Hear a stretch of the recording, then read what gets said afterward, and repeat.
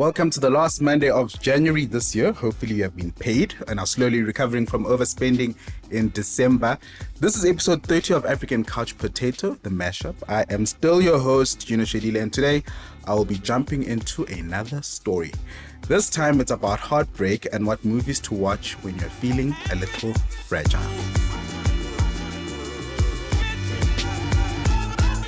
Growing up, I've always had an active imagination. I used to fall in love with people that I'd never spoken to, and this was in grade 2.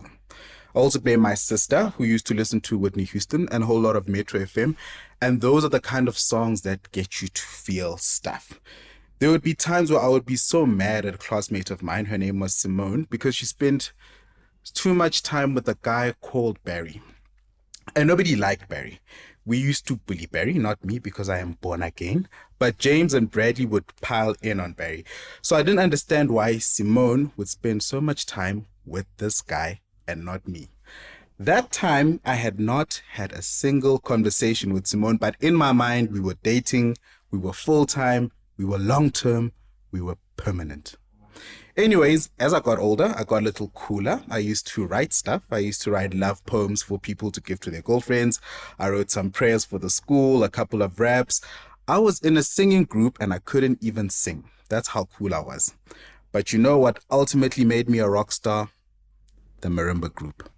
There was nothing cooler at my school than the Marimba group, and we were the youngest group in the history of the school. The original rock stars were myself, Mlungisi Shongwe, who later went to the National School of Arts and played for some iconic musicians as a drummer, Peto Mabena, who now goes as Jay Smalls and is a 3-time Summer-nominated engineer and R&B artist, Joshua Mandlazi, who has done a lot of amazing things in the music scene as a composer and engineer, and the other guys we really just needed to fill the gaps, because in a group you need 6 to 7 guys and not all of us could be talented, but we couldn't do it alone. Anyways, after a couple of years, I think about 10 years, I'm now 17 years old. We've built a reputation around Witbank as the Marimba group, the cool guys. We were invited to events, even irrelevant events, like if there was a show house that people were showing at Bangenveld, we would play, usher them in with music. They'd tell us to keep quiet while they talk all the important stuff. We'd come back, play again. That was our gig. Sometimes you got paid, a lot of the times we didn't. Anyways, it's around 2007 and our music teacher, Mafrofa Nikek, decides that we need to go big. We need to enter the National Marimba Competition. This is an annual event. It takes place in Boksburg at St. Dominic Catholic School for Girls. It's still running today and they've changed the name to the International Marimba Festival. At the time, I had recently gone through a breakup, so I knew we were going to win the competition because that's what guys do after a breakup. You either go to gym and you fetch your best body or you become a millionaire. The Great Gatsby taught us this. Pain is useless without progress. So if you see me buy another car or moving into a new place, you must know. Bang hurdile. Anyways, we get to Boksburg with the boys and our music teacher and we watch some of the other groups perform before we get to play our first set. The thing about live music is that the response is instant. So you can see from the crowd if you're doing something right or wrong. When we were done, there was clapping and cheering, obviously, and I knew we had done something right. A few minutes later, though, there was even more cheering and more clapping, and this was for a girls group, the St. Dominic Girls. They had home ground advantage. Anyways, they played to much applause, and after that, there was a break or a recess, which is a part of the competition where you go out for a lunch for about 2 hours and then you come back and then the competition continues. So it takes place over 2 days. There's the Saturday and the Sunday. One of our bandmates had infiltrated the girls group and he was talking to one of the girls. So obviously, as a 17-year-old guy who was trying to deal with a heartbreak, I thought, why don't I also go talk to one of the girls? So that's what I did. There was a very shy girl. She had braids. I've always loved braids to this day. I'm a big braid fan. And because she was so quiet, I thought it would make things easier for me because I don't know how to shella. I don't know how to convince somebody to love me. You must just feel it when you're around me that I love you and you must love me back. I'm not going to say it. I'm not going to give you any words of affirmation. It's just learn me enough to love me back. So I asked this girl if she wanted to take a walk. And she said yes. Obviously, I'd watched a lot of rom-coms, and I know that when you take a walk with a girl, you stick out your elbow so that you can put her arm inside, and then you guys walk side by side. We walked, there was a bit of silence, and I was just trying to figure out what to say to this girl. And I was hoping very strongly that she can just feel my soul. Eventually, there was a bench. We sat down on this bench. I can't remember what the conversation was, but all I was thinking of at the time is if I could go in for a kiss at this moment, she would know that I love her and she loved me back, and we'll start a family and be great. It was stressful because the first kiss is always the worst. You don't know how to initiate it. You don't know where your hand should be. Is it like around her shoulder, or is that too close? Is it on her knee? Is that too rapey? So I had an internal conversation with the four voices in my head, trying to figure out when is the time to go in for a kiss. So I thought, naturally, after a hug, if I ask this girl to hug her, she's going to feel my soul. Then our hearts are going to beat in tandem and we're going to be one. And as she pulls out, I go in for the kiss, she's mine. Then it was time to go back for the second part of the performances. And I didn't get a kiss. I didn't get a hug.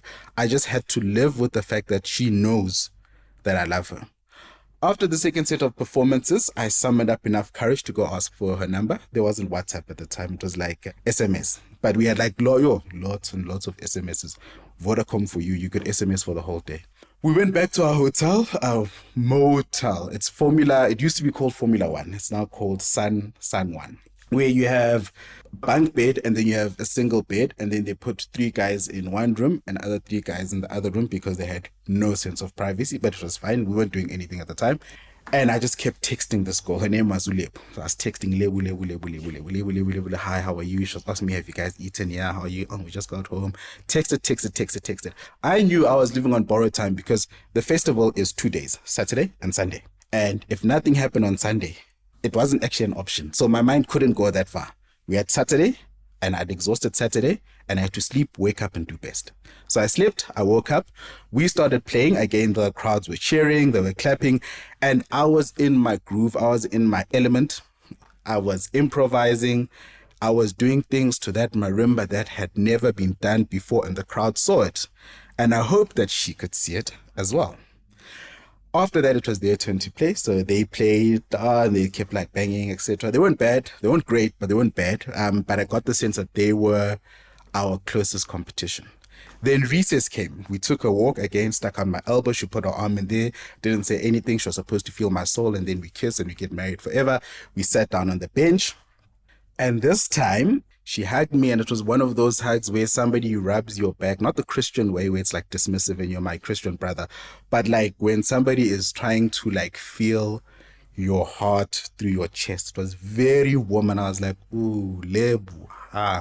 Then as we pulled out from the hug, I tilted my head. I saw her eyes, see my eyes, see her eyes. I saw my kids in her eyes. I went in for that kiss, and it was the most beautiful kiss of my 17-year-old life.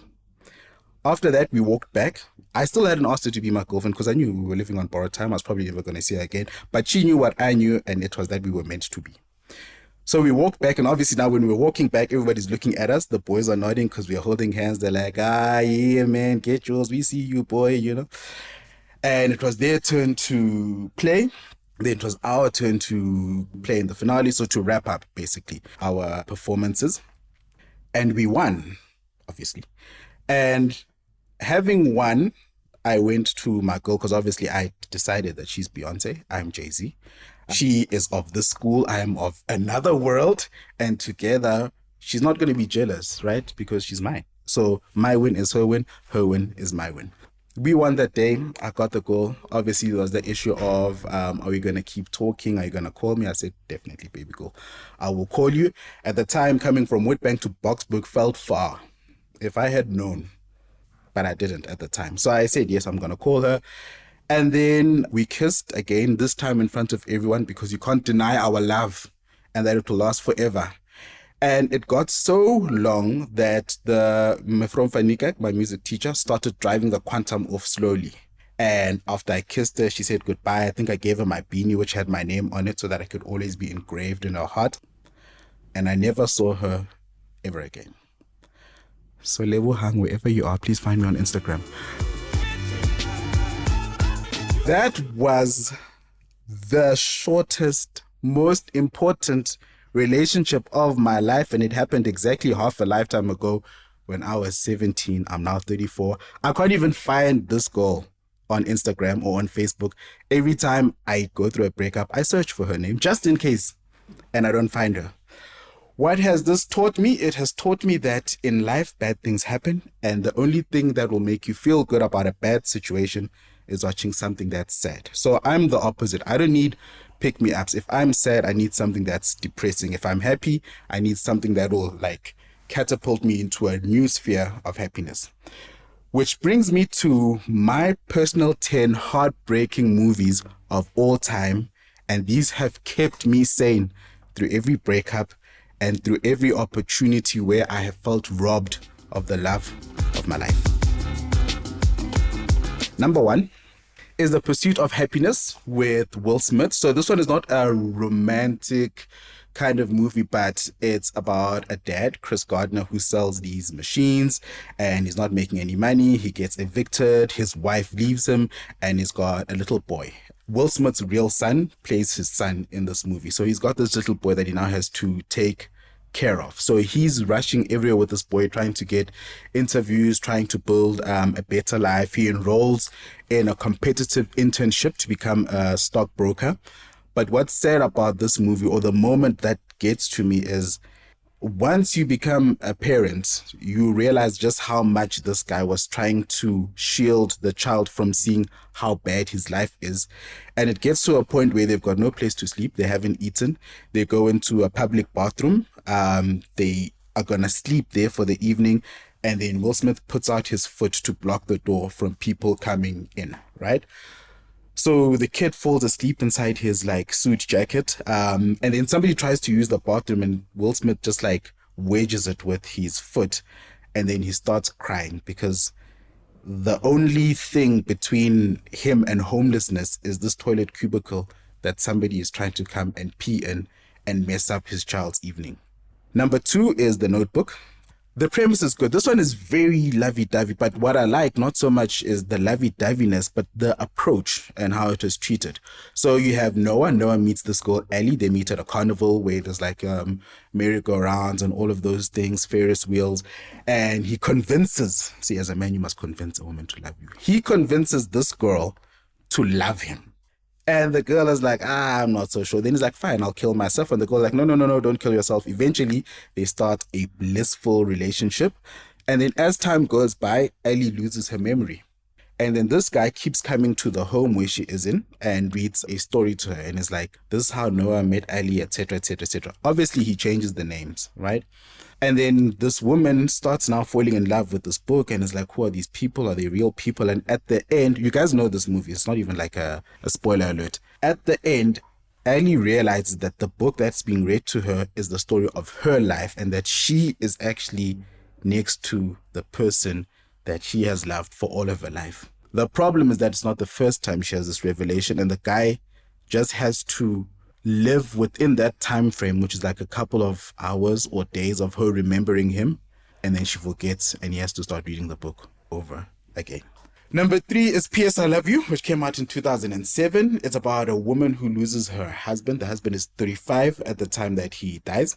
The husband is played by Gerard Butler. What I like about this is Gerard Butler is coming from 300 as a Spartan who is just like fearless, and he goes against the Persians and he wins absolutely everything.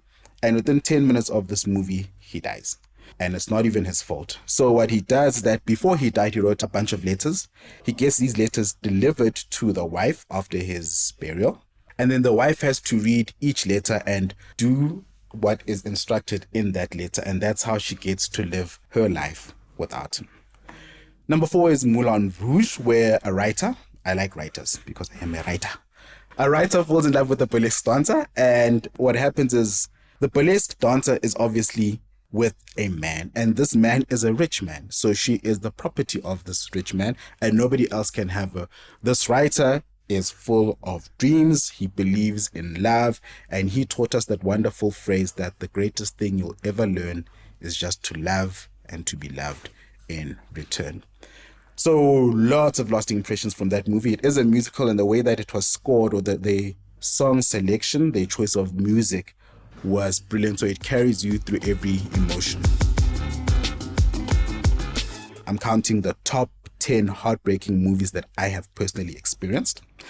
Number 5 is The Great Gatsby, because he's like me, this guy. He falls in love with a girl, and then he has to leave, and then the girl gets married. And then he comes back, finds out that the girl is married, and decides that because my heart has been broken, I have to go get ultra rich. So he goes, he gets ultra rich, and then he buys a house that is opposite her house, but on the other side of the bay. And all he does in this movie is just try to prove that he is worth Daisy's time.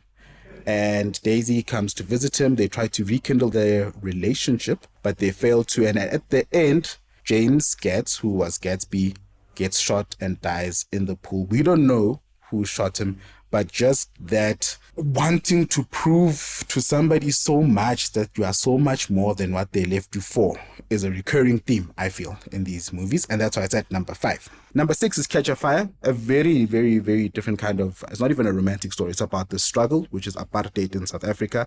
There's a guy called Patrick Chamuso who works in Secunda. He's falsely accused of terrorism. Then they take his wife in for questioning. They torture the wife, and he who was anti-political now becomes a wing of the MK, which is ANC's veteran or military wing.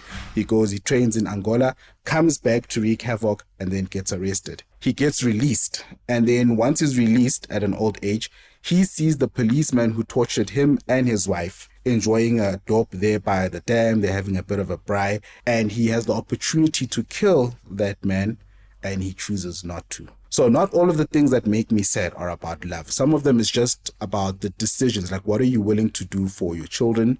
What are you willing to do for your sanity? What are you willing to do for your peace of mind? Number 7 is one of the saddest movies of all time. It's called The Truman Show. So James Carrey is a comic, and he's always known to play very funny roles. So he was in The Mask. What happens in this one, it's a bit of a dark humor approach. There's this guy who is born, and he doesn't know that he's born into a live televised series. So as soon as he's born, they take him from the hospital, they film his life. So he grows up in studio, not being aware that he's actually in studio and that everything that's around him has been created. It's a studio set. And then eventually he starts realizing strange things are happening. People who are supposed to be dead start popping up. People who greet him keep saying the same things over and over again. And then he figures it out that all of this is just basically one big set that he has to escape because there has to be life out there. He tries to run away. And the reason that he didn't run away earlier on is because the ocean had always been positioned to him as something that he's scared of. His father died while swimming in the sea, so he mustn't ever swim by the sea. Eventually, he summons up the courage to take a boat to go see where the sea ends because he's trying to run away from this fake town, and then he hits a wall. And then upon hitting that wall, he realizes that all of these things are props. Then they reveal a staircase, and then there's the voice of God or his creator. And I also liked the notion of the creator part because it's the creator in studio, the person who created The Truman Show, but they're positioning him as God, which is our creator. So it's this one being who gets to observe your life from a place of comfort as you make mistakes, and they're not allowed to chime in. You just basically have to figure it out. So once he realizes all of that, that's the heart-wrenching moment where you're just like, sure, your whole life has been a lie and under the control of one being. Number 8 is Pearl Harbor. Pearl Harbor is 2 best friends. They grow up together. They get drafted into the war. They become pilots of fighter jets. And the one guy goes on a mission, Ben Affleck. And then while he's on a mission, the crew goes missing. So everybody believes him to be dead. So before he went on a mission, he found a girl. He fell in love with the girl. He went on a mission. They thought they were dead. So they'd written him off. And then the girl and his best friend comfort each other a bit too much. And then they start dating. And now that they're dating and they're happy in love, the guy comes back and his people have become each other's people. So now, again, it's that question of, one, who are you angry at? Is it your wife for not having stayed and waited for you? Is it your best friend for having taken advantage of your wife at her moment of weakness? Or do you hate both of them? And the friend and wife believe that they are together on the right terms and they really love each other. So must the girl go back to this guy that she thought was dead and forget her new relationship where she's happy in? So just that confusion is enough to make anyone cry. Number 9 is Remember the Titans. No love in this one. It's just like a bunch of misfits. It's a story of racism. It's a story of trials, of tribulations. Denzel leads this team of like unknown footballers, high school footballers, to glory. And it's all the things that he has to overcome in order to be recognized as a respectable coach of color. And then number 10 is sad from the get-go. It's a movie called Precious.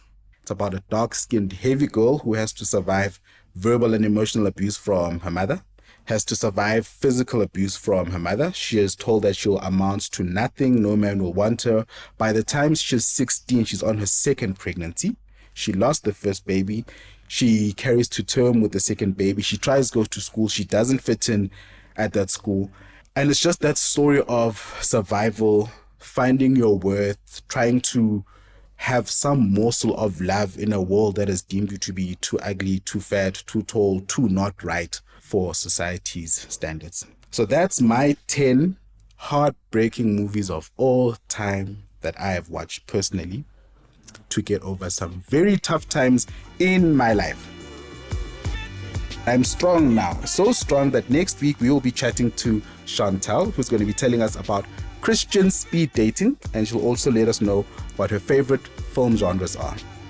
And you can find all of this on our social media at African Couch Potato. For now, it's goodbye and keep binging.